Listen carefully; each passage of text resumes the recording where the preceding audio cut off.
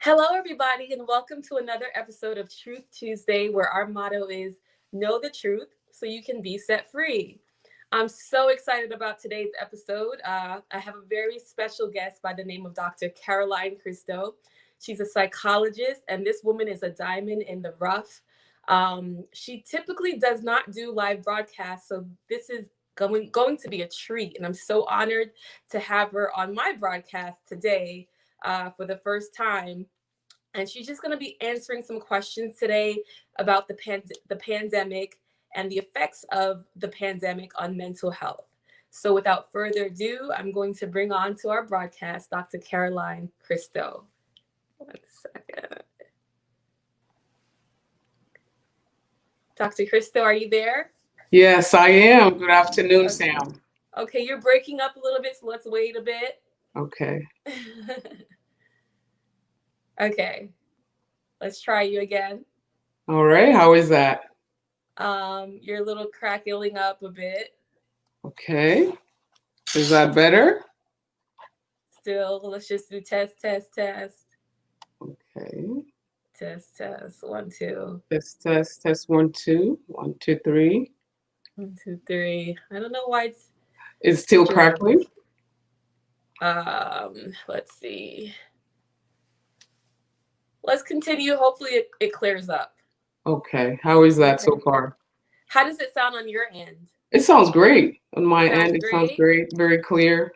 Okay. So hopefully it's just something that I'm hearing and they can hear you on their end. I hope so. Can you guys let us know? Can you hear Dr. Kristo well?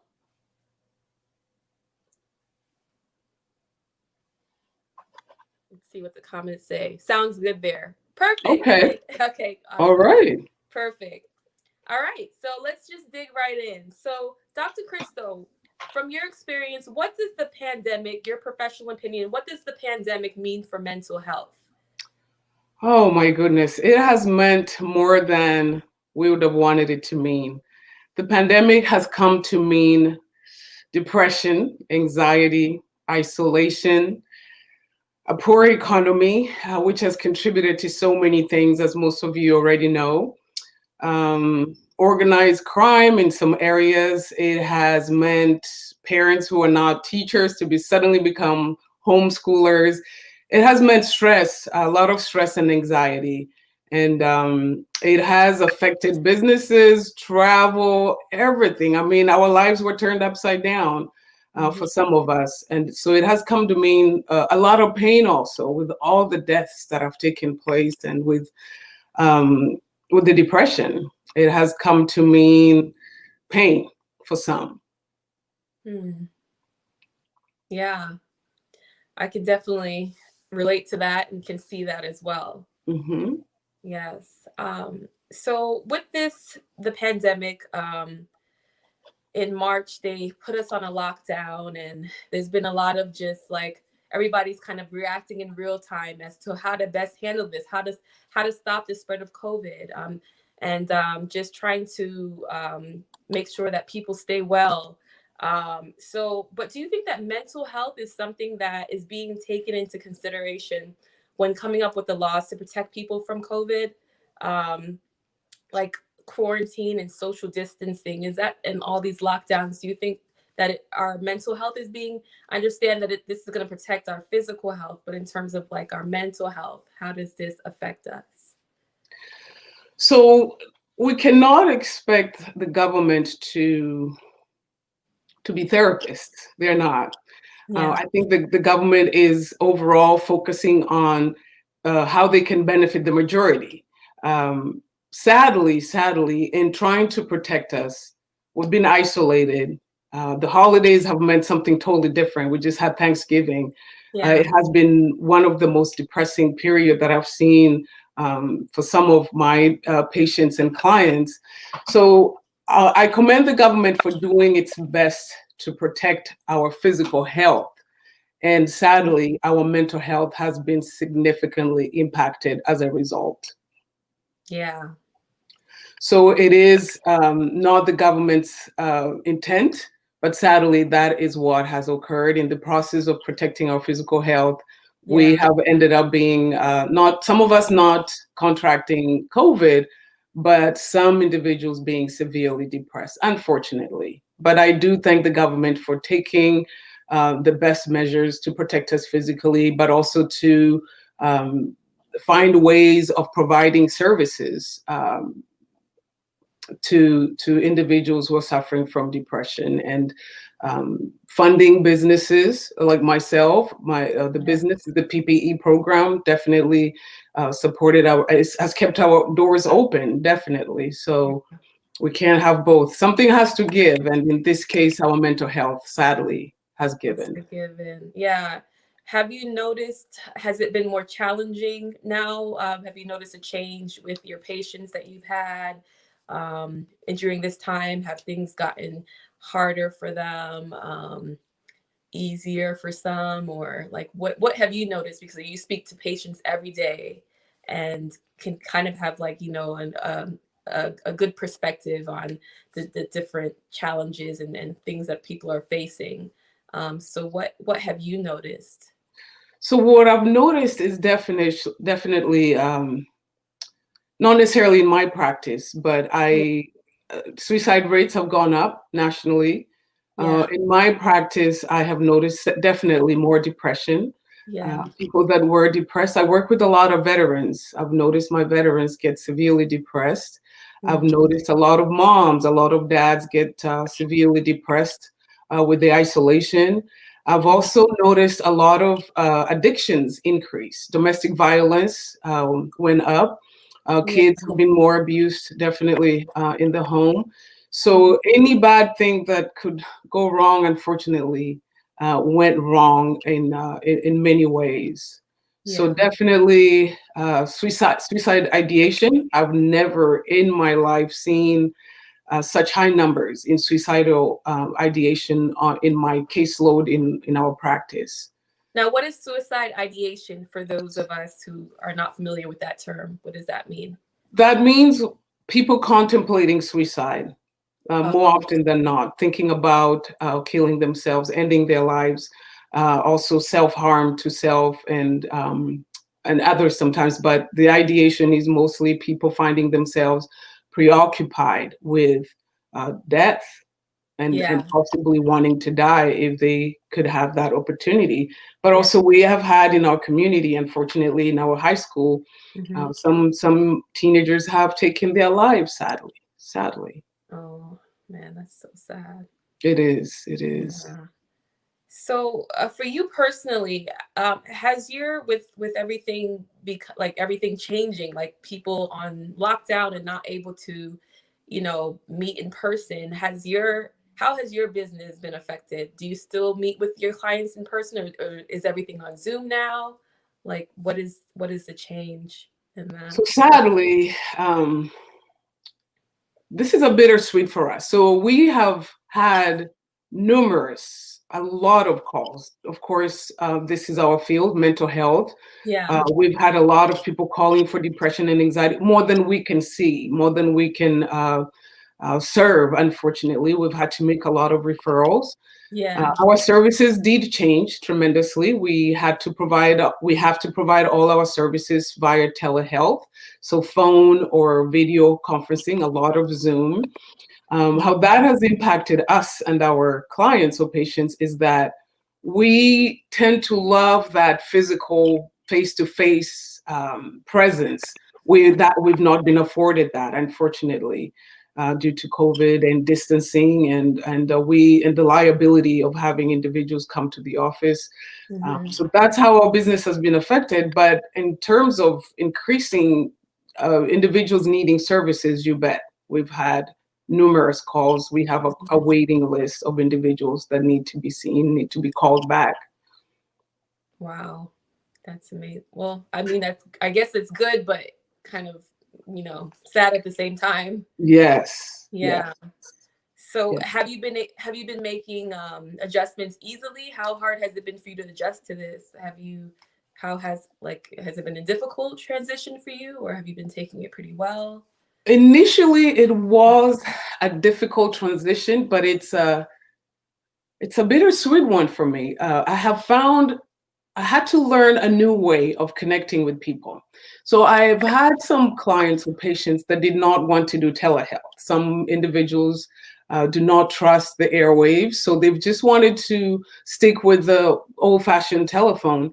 So as a provider, as a clinician, I have found that I needed to connect more in depth on a visual level, more on a spiritual level, I would say. I've had to show my care and concern using my voice or using a prayer more than likely, but finding ways of building that initial rapport with individuals whom I've never seen. They've never seen me, probably went to my website and saw a picture of me, which I probably look very different now. But I've never seen these individuals, but through voice, I feel that we have known each other for a long time. So as a clinician, I felt that I have learned to reach beyond the face-to-face, eyeball to eyeball type of service provision, which it's a skill I believe that I've come to learn and develop, and a different way of reaching without having that physical connection or physical presence. Wow, that's amazing. I commend you for that, because I'm sure there's a lot of therapists who haven't been able to figure it out, and for you to just intuitively say, okay, this is the situation, this is what needs to be done. I need to figure out a way of connecting with my clients, and just figuring that out and adjusting your therapy style to meet this crazy situation that we're all in. I commend that. Definitely, it has taught me to listen differently, because I've had to listen more keenly and develop my sense of hearing, because when somebody's in front of me and they're crying, I can see they're crying. Yeah. But now I've had to listen and say something along the lines of, I cannot see you right now, but I sense or hear as though you're crying. Am I correct? And then develop that from there. If they say yes, so there's a moment of silence. So I've really learned to compensate my vision with my ears, which if there's something good that came out of COVID, that would be one of them. And there are a few things that did, but I believe that that was one of them.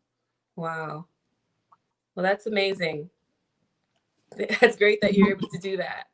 So now on to just some practical things. Like, what are some practical tips that you can give to our viewers on ways to care for their mental health during these challenging times that we're in? So before that, I would like for people to really come to understand the impact that this pandemic has had. And this pandemic has had an impact on, of course, couples, families, children, teachers, on almost every individual imaginable. So this pandemic has affected how we communicate. It has affected our expectations. It has also affected all our responsibilities. Never in my life did I think I would homeschool my children and work a full-time job, run a household, and everything else that we have to do. So it has also impacted our time spent, of course, the homeschooling and our work. So once we understand what areas have been impacted, then we're able to know what to do. So in the area of communication, it's important that we communicate more. When we are all working full time, we've never really had time to stay home and talk things through. So it's important for people to realize or figure out what area of their communication has been impacted in this process, and improving that, how we communicate with our children. It's also important to know what our expectations have been. This is not the time to have those high expectations, not only on yourself, but also on your children. This is not that time to expect all A's. If your children are usually A students and they bring B's, welcome those B's and know that there's something going on. The COVID is going on. What I've come to, the knowledge that I've come to draw is, this is the time to, when you have a broken leg and your doctor tells you don't put pressure on it. Yes. That's what is going on right now. Let's not put more pressure on ourselves, on our emotional states, because something is broken. Our whole lives were turned around. So let's lower our expectations and not put pressure on that leg that is broken. Let's reduce maybe our responsibilities and shift our responsibilities around. Let's also spend more time together. If there's something that COVID offered me is definitely being home every day. I get to see my kids almost at every hour. Let's realize the pressures of homeschooling and not be so demanding of what we would ask for in those regular times, and our work as well. Let's be more flexible. If there's something I've learned about COVID, is definitely being flexible. So some tips are, let's follow the CDC guidelines. I know that sometimes some of the guidelines don't make sense, but I have chosen to err on caution. I have this, another way of coping is to create distractions for yourself. Find things to do that help you not remain so focused on the negative impacts of this pandemic. Go back to the basics. Go back to the basics. Those things that always worked. Those things that you learned that, start early or prepare early. Now that we have these different roles, let's prepare early. Monitor your stress level. Please monitor your stress level. I've had to do that for myself. When I'm in session and my kids are knocking on my door, my stress level kind of goes up, even though I told them not to. But that's where the flexibility comes in. If anything, I found that people are very, very understanding of the stress. If they hear a dog barking in the background, your kid in the background, people have become more flexible and understanding. Let's continue that. Ask for help. Ask for help if you need the help. Find somebody you can confide in or a professional and get that help that you want. So if there's some 5 tips that I would give are those, and I can recapitulate, definitely follow the guidelines that we've been given. Some of them may not make sense to you, but err in caution for your sake and for your children's sake. Create some distractions. Go for walks in the neighborhood. Do things that you've not done before. Go back to the basics, just the planning, the breathing, easy breathing, open the door, breathe fresh air, just the basics. Keep the things simple and basic. Yes. Monitor your stress level. Yes. Monitor your stress level for sure. And asking for help. You're not weak for asking for help. Actually, you're strong when you ask for help. Yes. Because you're acknowledging that there is something that you need, and by seeking to have that need met, that's a strength. Wow. That's so good. Thank you so much. I hope everybody's taking notes. That was like so much useful information right there. Florence Zilko says, my kids will thank you for that. No pressure. And I thank you for that, because I tend to be kind of like a overachiever kind of person. And, before COVID, we all had our plans and everything that we had envisioned for this year. And, it can be easy to feel like, oh, now what do I do now?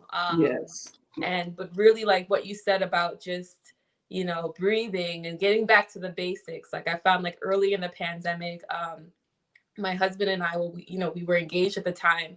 We would just go for bike rides or just go and have ice cream, stuff that I used to do when I was, 9 years old with my best friend, and the things that you just kind of get away from because life just gets in the way and you become so like career minded and, got to get good grades and all that. Like I found myself getting back to those basic things. And that was really, really therapeutical for me, because it's like, we're all in this situation. Like, so what's important? Like my significant other, that's important. My family is important. Those are the things that are constant. And, everything is so changing and chaotic right now, but those are the things that matter. Yes. Those simple pleasures, what I hear you talk about, Sam, are those simple pleasures. A bike ride. I saw some pictures of you on Facebook smelling flowers, smelling the roses. I know it sounds cliche, but just taking moments to just stop and smell the roses. Yes, time management and pacing.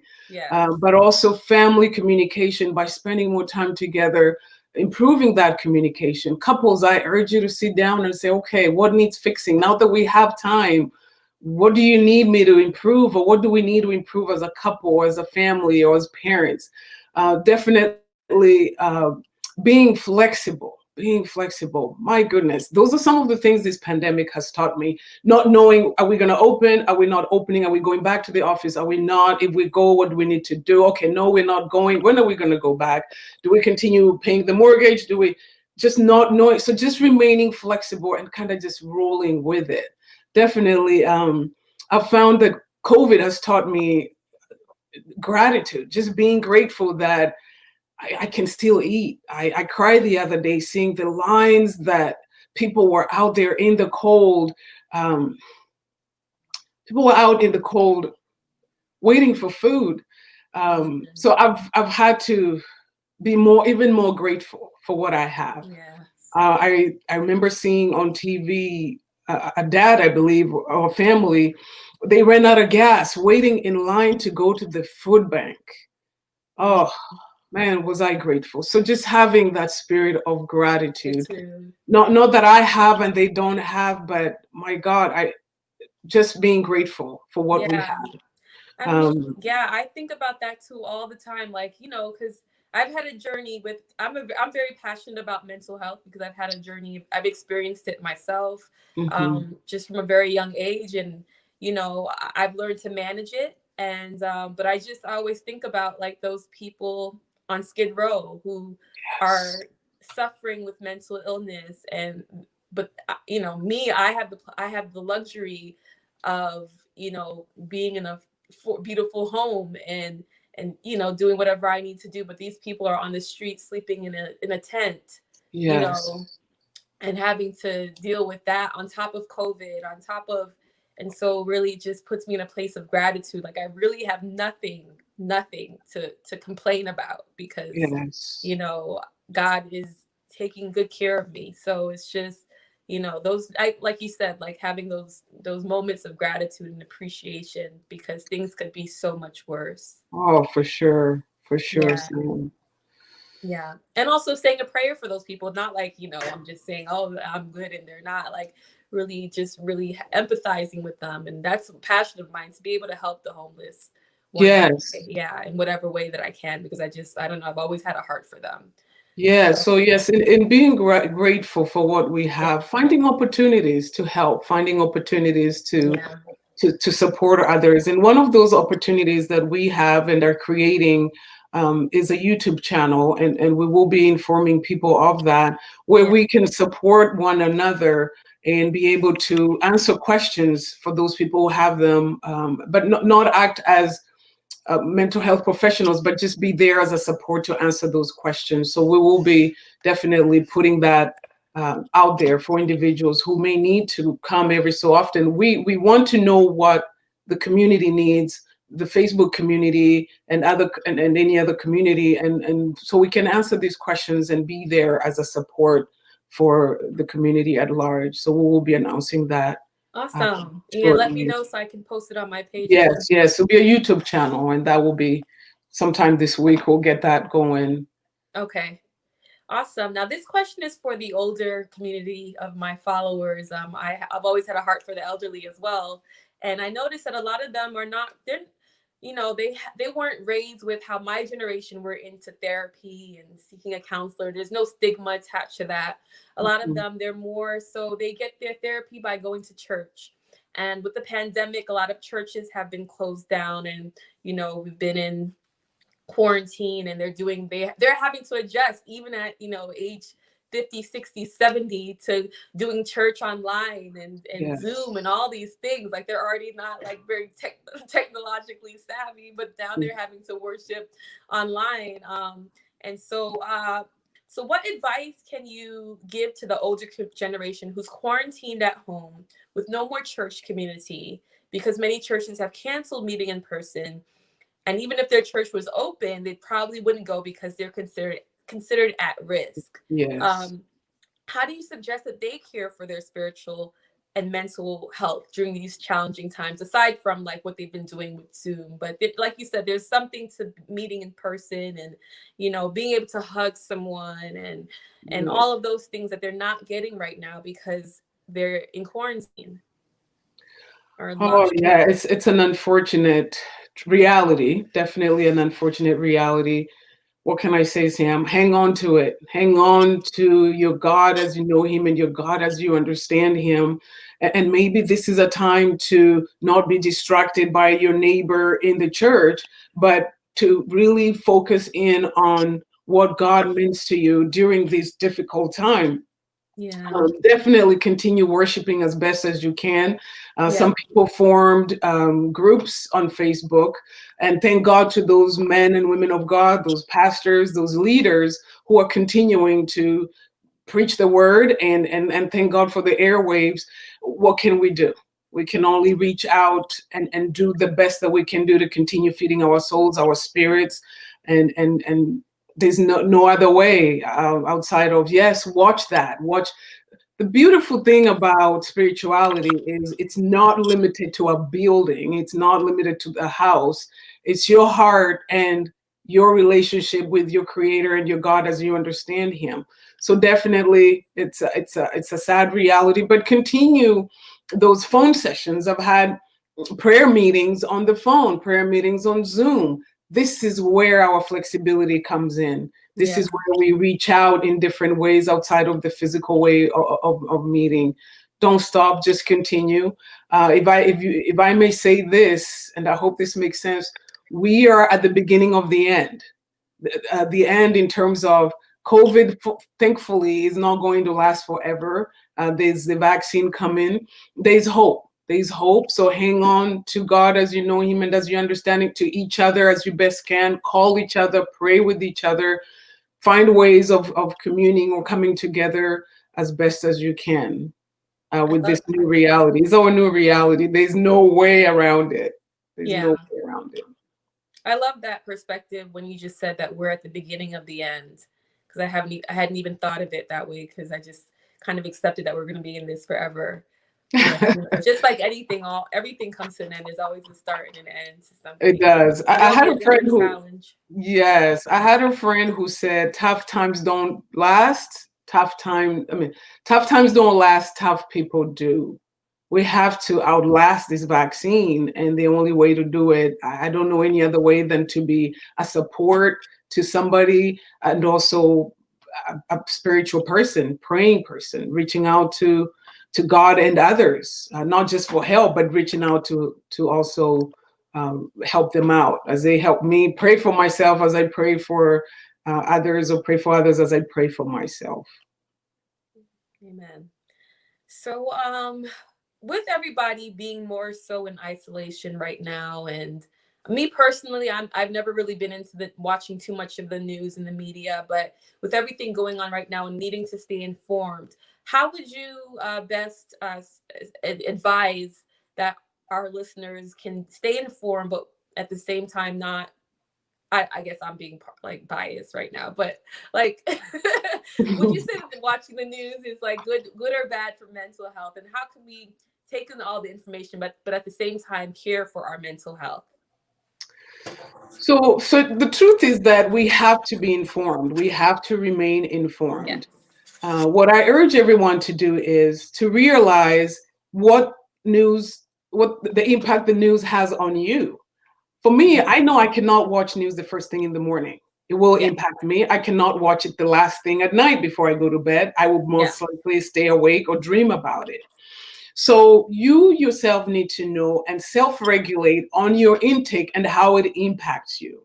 If you find that you get more and more depressed watching the news, then you may not want to watch the news. You may find ways of hearing it. You're going to hear it anyhow. You're going to hear from people or from just flipping channels, or somebody's going to talk to you about it. But the key thing here is not the news per se, but how it impacts you when you watch it or when you listen to it. So you may have to just regulate how much you take in and when. Yeah. So you have to be responsible and aware of how much anxiety or how much depression watching the news does to you, or how it impacts you. So taking personal responsibility, almost like the food that we eat. Some food sits well with us, some food doesn't. How much? Maybe you can eat just a little bit or not eat at all. Or same thing with the news intake. Yeah. But the media will do what the media does as best as they can. So knowing that, it is also important to decipher to chew the hay and throw out the sticks. Yes. Taking information and analyze it for yourself. Yeah. and take in what is helpful and put aside to what you do not find helpful. Take in what does the information that does not cause you fear, and remain prayerful, because most news has not been good news. Most of it, not all of it. Yeah. But I pray that as days change and as seasons change, that we will have better news. But the key thing is to know how it impacts you and how it affects your mood. Yes. On a Be daily aware of that, because basis. some people might not even be aware. They're just thinking, I'm watching the news. They don't see how it's affecting their mood, their mental health, all of those things, because Exactly. So self-awareness is key. self-awareness is key. Self-awareness, living in the moment. So there's a couple questions that I urge people to ask themselves. Hmm. What is going on is the first Hmm. question. Yes. How does it make me feel is the second question. What does it make me think is the third question. Hmm. What is it that I need is the fourth question. And the fifth question is, what is it that I need to do to get my need met? So if you take a moment to ask yourself those questions and execute each and every one of the questions accordingly, at the end, you will know what you need to do. And what that is taking control of the situation by Yeah. assessing how it impacts you, how it makes you feel, what it makes you think, what it is that you need, and what is in your control to do so that you can take care of yourself. And if you ask yourself those 5 questions in every situation that you find yourself, So, by the end, and pay attention and answer each and every question, you will find that you have control of your situation. wow. That's so powerful. And I do follow that myself as well. Good, So good, I'll good, post good. It those for those of works. you who would like to um, have those same filters to kind of filter your thoughts through. I'll post that after this as well. I think it's very Yes, helpful. it works. Um, yeah, so I have a very diverse following or fan base, but a lot of my followers are in the music industry because that's the field that I'm in, which has been very negatively affected by COVID. I know you're not a music industry expert, but like our industry, for example, the touring industry has come to a standstill. That many musicians like that, are in my field, session singing and touring work, you know, they might not be back on the road until 2022. So this has been very challenging for us. What advice can you give to someone in my industry to maintain good mental health and keep a positive perspective during these challenging times? So, studies have been shown that when individuals are not being productive, when they're not letting their creative juices flow, they will tend to become depressed, feel hopeless, and of course, experience some anxiety. So, to you, creative people in the industry, don't stop creating, just continue creating. This is where your flexibility comes in.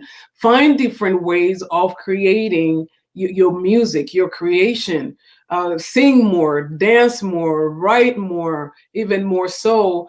Just because you do not have that public forum or face to face, find ways of continuing to explore and share your gift. I've seen some amazing videos of musicians. Sam, you are one of them who I've seen your music. I've read your poems. I've enjoyed your creation and through this pandemic. I mean, don't stop.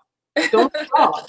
So Yeah. continue doing that. Continue singing these healing songs. Continue because they're needed. So if our gift stops at no physical connection, then how do we heal? But by you, Sam, continuing to sing, by you continuing to write those poems, by you continuing to broadcast, we're healing. So continue definitely with your gifts. You will get more depressed if you stop. And thank God that your gift is not limited to a physical audience. Yeah. Thank God for the airwaves. So you even probably have a larger audience now that you can Yeah. stream and send your gift to. So to those artists out there, don't stop. Keep creating, keep singing, keep dancing. You are bringing healing to a lot of people. Yes. Me personally, I guess a big thing that I've learned is just not to be versatile. Like, I've always thought of myself as a singer songwriter, but this pandemic, or even prior to that, I started seeing that God was saying, don't put yourself in a box. I've given you more Yes. gifts. So even just doing, like you said, doing the broadcast, and Yes. a lot of times when you're a touring or a session singer, you think, oh, I can't put myself on social media. What if people don't take me seriously? Just little things like that. So just stepping out of those, I guess, you know, whatever things that I was telling myself that is just not true. And then like I've been applying to go back to school, just finding different things to do. Building different muscles again that I kind of have put to the side over the years, and Yes. writing poems and things like that. T-shirt, just using my creativity, not just channeling my creativity into one aspect, Yes. but really seeing that I can be creative in different things as well. And Yes. yeah, just being innovative. I think that's a good. Oh, definitely, Sam. I am not one to broadcast or video. I don't like the camera, but Yeah. one sure thing that I would like to definitely venture into, like I said, is a YouTube channel so that we can reach people in a different way. I've Yes. found even ministers to say this, that they're holding conferences in Africa while they're here. So that's the flexibility that has been required of us. Yeah. I never thought I would even want to broadcast anything.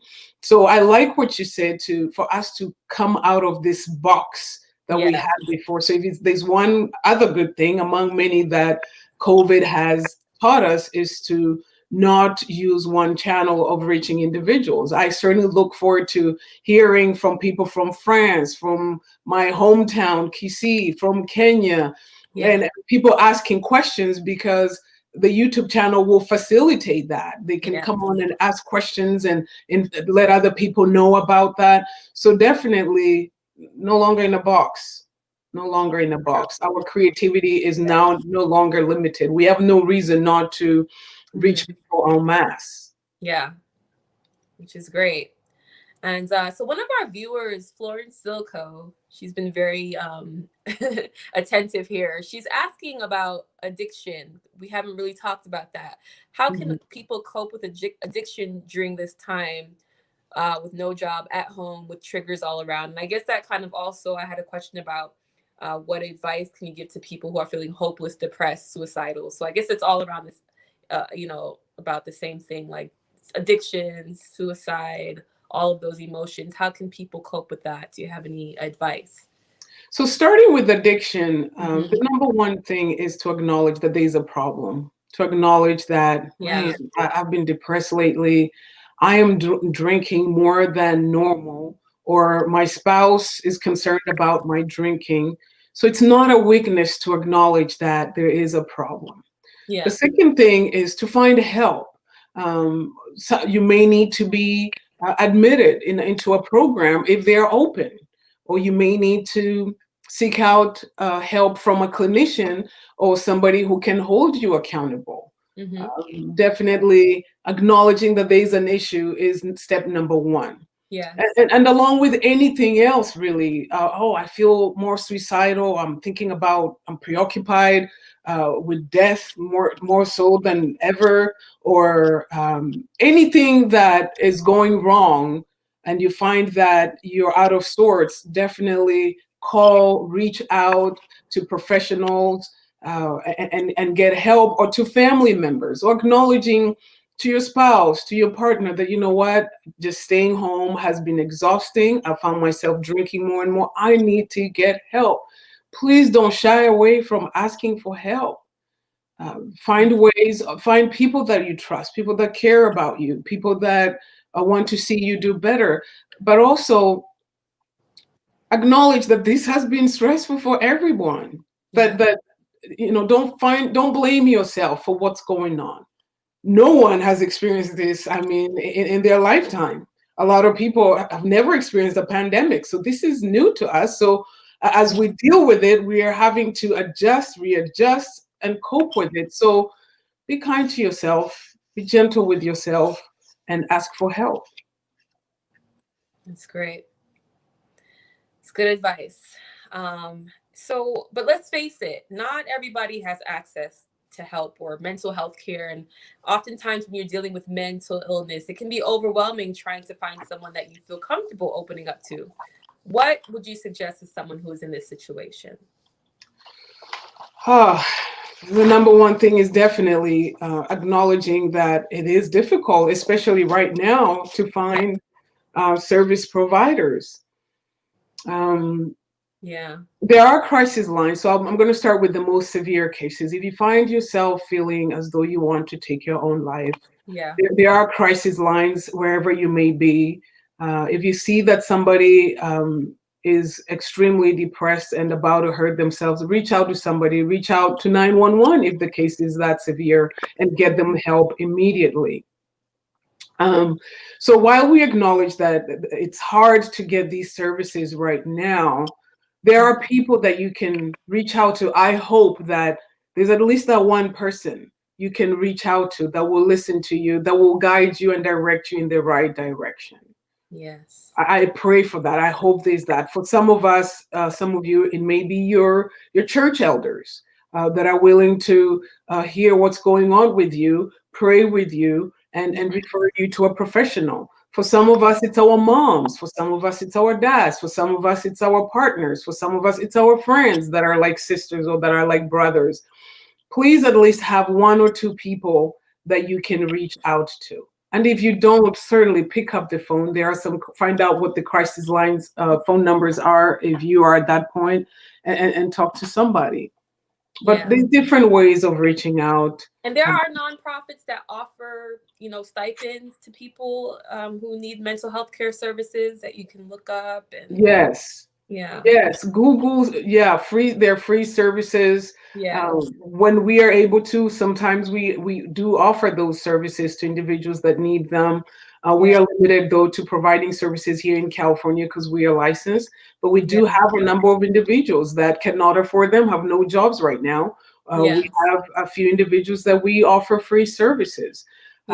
But when we find that our hands are tied, we that's why we're creating a channel where people can come and act as a supportive community, where I will be in that forum as well. People will be asking questions, and I'll be more than glad to answer and support. Answer and support only, and refer. Great. But feel free to reach out to those forums on YouTube or Facebook. There's some Facebook groups for moms. I belong to one of therapists. So we can support each other, because we've been inundated with patient care. So we are a support network for ourselves on there. Find your groups for nurses, for doctors, and share with one another. Be somewhat transparent with one another and share what's going on for you. This is not a time to have that mask and act like everything is going on, because we know the whole world, nothing is going on the way it should right now for anyone. Yes, I agree. So tell us a bit about your nonprofit, Happier, Healthier, Productive, and what you do, and how can we support you if somebody wants to donate financially, or just, what can we do to support you in your efforts with Happier, Healthier, Productive? Oh, the number one the number one thing we need right now is definitely, how would you say, prayer, that we can keep on. This has been very, very challenging for us, because we've never seen this high level of crisis care and need. So definitely good thoughts, prayers, and just thinking about us when you see suicide, because we hear about it. So think about us, praying for us. So Happier, Healthy, Productive Inc. was developed in 2018. It's only 2 years old. It's a nonprofit whose goal is to educate the community, to support the community in mental health, and to help prevent worsening cases of depression, anxiety, or just mental illness as a whole. So we do go into schools where we provide services to students on the school campus. Due to transportation issues for parents, we go into schools and we're there. Currently, our largest caseload consists of veterans. Grateful that we're serving our nation's veterans, and also our active duty service members. Awesome ability for us, an opportunity to serve those who fight, those who are fighting, those who fought, and those who are fighting for our freedom. Those are our largest populations right now, and of course, underserved families. And I mentioned that we do provide some free services for those who cannot afford services, especially right now. How to support us is anything would help so that we can continue providing these free services. If you would like to know on how to support us, definitely our office, we have a website, happierhealthierproductive.inc, and on there you're able to support us in any way possible that you can. Awesome. Okay, so we only have a few more minutes, but just a couple more questions. Just to kind of clear up some, I guess, misconceptions about therapy. Many people go into therapy expecting for someone to just fix them. What are some healthy expectations for a person to have from their therapist? That's an awesome question because, yes, often people think, well, I'm here, you're the shrink, what's going on? So I usually tell people, when you go to therapy, treat your therapist as though you're going to a grocery store. Yeah. You don't go to a grocery store and go to the cashier and say, what should I buy? Same thing with us. When you come in, get a bang for your buck or time if you're getting free sessions. Yeah. Come with a list of things that you would like to talk about, that you would like to resolve. So a typical session with me would start with a phrase such as, so how do you want to spend our time today? Yeah. And simply that means, what would you like to talk about today? So people say, well, Dr. Kristo, how do I figure out what to talk about? So the beauty about our human life is that there are patterns. So the way to know what you may want to talk about is there's some things that may pop up in your mind during the week. You'll be sitting and you're, oh, I need to go back to school. Oh, this really bothers me, what my dad did or what my mom said. Or so those things that keep popping up in your mind are really, it's your soul or your spirit saying, you need to pay attention to this. So if you go to therapy, definitely have a list of things. What is it that bothers you? What is it that you want? What are your goals in your life? We work collaboratively side by side with you, with what you give us. It's almost like going to a mechanic. You won't go to a mechanic and say, I need you to fix my car, but my car is at home. No, you take the car with you and you tell the mechanic, it's making this sound over here, or it's running this way or that way. Same thing. My life is running this way or that way. This is what I don't like. This is the dissonance in my life. This is what I need help with. So we won't fix you. We will work with what you give us. So bring us something. Gotcha. Awesome.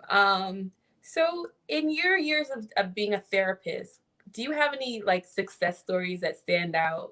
So I just want to encourage people to really take advantage of therapy and for those people who might not believe in therapy. I still have even people in my age generation who are like, I don't do therapy. Like, so what are some success stories that you have that you can think of over your career span of people that maybe came to you very broken or dealing with depression, anxiety, veterans you've worked with or something, where they really turned around and are doing much better, in your opinion? Wow. Well, to start with, anybody that walks into our office, anybody that is bold enough to walk into our office, that is already a success story. And I know we would expect a success story to be, I was about to kill myself and I went to Dr. Kristo's office and now here I am. That is a success story. But for those who have had a bad experience with mental health, or those people who have just ventured out and said, you know what, I am going to get help. Sam, to me, that is a success story. I have definitely worked with individuals in the music industry as well who were at their wits' end or who were really, really depressed. And they came in, and we don't take the credit for that, because if you didn't come to us, there would be no success story. But so I hope this question answers your question.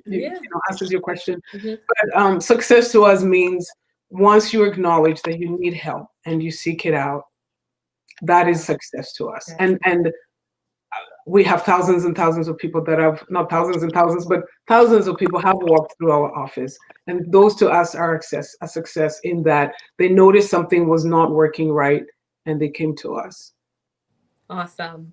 And I Mhm. know I said I had one more question, but this question I feel is very important to me. Just one more. Because we're living in a very politically charged time right now where it's like our nation is divided, people are divided, even couples are divided and based on their political beliefs or everything's being challenged right now. Differences in opinion and how to go about the vaccine. It's just very, very, very, very challenging right now. What advice can you give to us listeners, on how to handle those types of conflicts? Maybe a loss of friendship, loss of family member, you don't speak to your father anymore, or just because of, political differences and things like that.